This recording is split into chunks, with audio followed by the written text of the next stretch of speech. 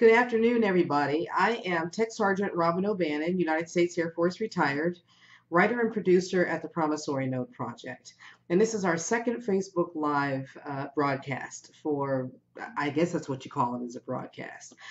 And one of the things that I asked of you out there in Facebook land was if you had any questions, any tough questions, anything of that nature, then test me out, try me. Let me put on my coaching hat, and let's see if I cannot contribute to healing a nation from right here in my seat in Arizona. The amazing thing about technology is that you can reach people you would not otherwise be able to reach right from the comfort of your own home.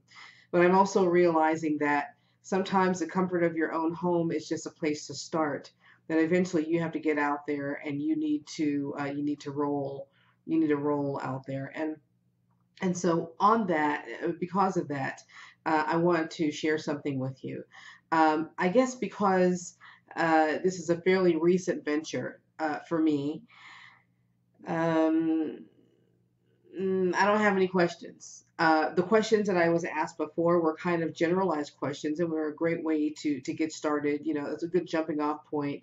Get your feet wet, um, and no questions this week. But I don't think that will always be the case. And I think that because um, I feel like I am functioning within my calling. When I started life coaching back in 2013, thereabouts, I believe that it was about getting a piece of the puzzle that needed to be some kind of training and some kind of experience and something that I could use later in the calling that's actually upon my life. And part of my calling on this earth, I believe, is about healing the nation at this time in history. Now, I'm not foolish enough to believe that that's something that I can do by myself. But the saying is that the only way for evil to succeed is for good men and women to do nothing. So the reason the reason why I am with you today, with or without questions, is because I want to make sure that I show up. I want to commit to this and do so in a big way. So, the thing that I'm going to share with you is a tentative announcement about what the fall of this year is going to look like for me, where I'm going to leave this office and leave the great state of Arizona and travel across the country, starting conversations about healing the nation. And I'm not talking about anything that anybody's ever heard before. We're talking about doing something wholly and completely different, something that is tempered in love, and something that causes us, for the first time in a long time, that causes us to make a concentrated effort to look up.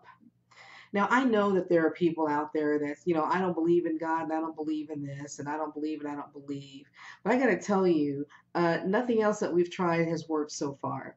And so I believe that this deserves a chance, and I've committed my life to being a part of sharing that chance with the nation. All of us can do something. And, I believe in this country. I believe in this Constitution. I believe that is an ingenious piece of legislation that was meant to outlast those who wrote it and to benefit and bless those of us who are here for such a time as this.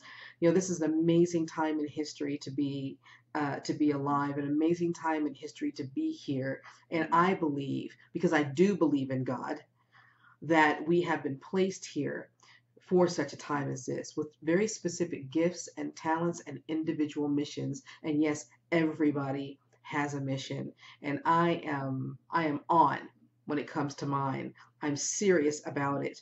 I've given up. I have given up too much. I've sacrificed too much. I have gone to war. Literally, I've been to war. I have proven that I will do anything and do whatever it takes in order to shield and protect the citizens of this country. And my mission did not end because my health took a turn and my mission does not end because I retired. So I see somebody out there who served with me. We were in tech school together. Hey, Tim, I love you, man. And I think it's important that I share a message with you. And I'm going to start with these names, and I won't take up too much of your time today. And hopefully, we'll be able to spend more time together later. Leo Dunson, Monique Worthy, Morgan Freeman, Terrence K. Williams. Just a moment. I don't understand. And my Siri is going off. I don't know why he's going off. He must have thought I called his name. Patricia Dixon. If I didn't already say her name, let me tell you, it bears repeating. Patricia Dixon. And there's a very important video that she shared on YouTube that I'm going to link to this posting after we're done here. All of these people have something in common. They all, like me, are descended from chattel slavery. Chattel slavery is human property slavery in the United States of America. Maybe you've heard me say before that there are two distinctly different experiences, at least two distinctly different experiences occurring in America simultaneously. And that is that of those who are descended from those who came here of their own free will. God love them. Those are my brothers and my sisters, but also my brothers and sisters. And the experience that I descended from is that of chattel or human property slavery. Now, people may want to argue the merits of slavery with me about, there were Irish slaves or all these other different forms of slavery. And I'm not going to argue with you. I'm going to have a conversation with you because I think that it does need to be talked about. But the chattel slavery experience is extremely unique, and it's why the promissory note focuses on the Constitution. Because the 13th, 14th, and 15th Amendments were written especially for these people who were freed from the bondage of human property slavery. Human property meaning that you're a slave from cradle to grave and you get no choice in the matter. You see, that kind of thing has absolutely no place in the United States because we are all created equal by our Creator. We are endowed by our Creator certain rights that among these, it's not all of them, but among these are life, liberty, and the ability to pursue what makes you happy. Well, this was not the case for those who were in bondage. And a lot of people died in order to make that right. And I appeal to the one who is most just because I believe not in victory, but in justice. You see, I love my brothers and sisters from all backgrounds and all ethnicities, and we should all love one another. As a matter of fact, we're commanded to do so, to love one another, and it's a commandment that I'm happy to live out. And I'm happy to live it out, not just in word, but in deed as well. And that is why I am going to make this trip across the country, starting really important conversations. So these people, the list that I read, I'm going to repeat it. Leo Dunson, Monique Worthy, Morgan Freeman, Terrence K. Williams, Patricia Dixon, and I'm going to add myself to that list. You see, we are descended from chattel slavery, but we haven't bought into the idea that our lives are worth less because of the color of our skin. We believe that we are just as capable as anyone else. And there's a lot of cries of racism out there. And I don't know if you've noticed, and I'm probably going to repeat this. I don't know if you've noticed, but it's fewer and fewer Black people that are making that cry of racism. Racism is like crying racism is like crying fire in a movie theater, but not just in the movie theater. In the movie theater bathroom, on the sidewalk out in front of the movie theater, in all the restaurants around the movie theater, at your house, in your room by yourself, just crying fire everywhere to the point where it doesn't mean anything anymore. And let me tell you, those who have descended from the chattel slavery experience, we're tired. We're tired of it because we are not victims. We are full-fledged Americans and Americans with an amazing citizenship based in the 14th Amendment that is specifically for us. No one else. No one else.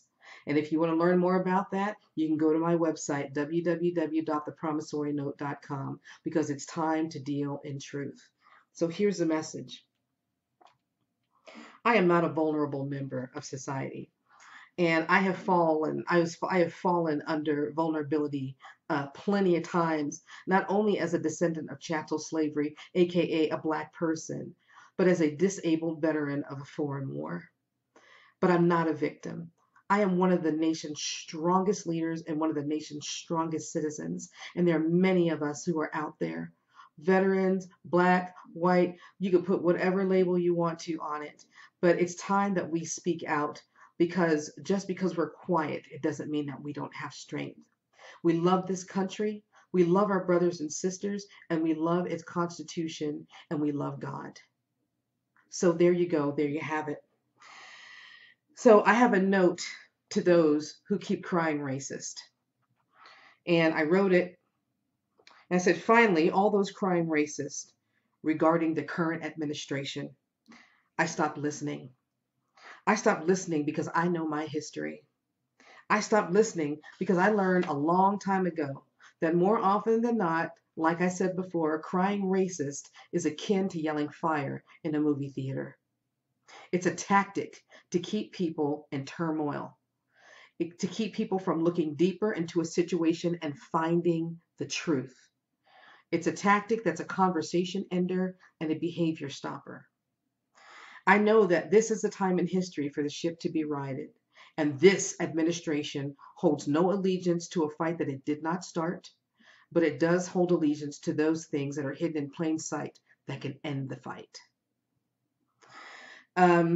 Here's something that I've noticed, that even though the cries of racism grow louder with every passing day, fewer and fewer Black people are the ones crying it.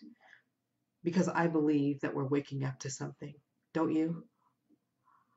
It's time, guys. It's time for the healing to begin, and we all know it. Guys, I'm going to end this here. I will be back next Friday at the same bat time on the same bat channel, unless Facebook cuts me off, and I'll find another way to come back. Thank you for spending this time with me today. And I'd like to thank those individuals again, Leo Dunson, Monique Worthy, Morgan Freeman, Terrence Williams, and Patricia Dixon, for giving me permission to speak what's on my heart. It's a dangerous world out there, and certain people are really panicking. And Black people, I want you to know this. Whenever you hear somebody screaming that President Donald Trump is a racist, I want you to take pause, take a breath, and pray for the current administration, and then find out what all the panic is about. Guys, I love you. You are my family. You might not want me in your family, but you're already in mine.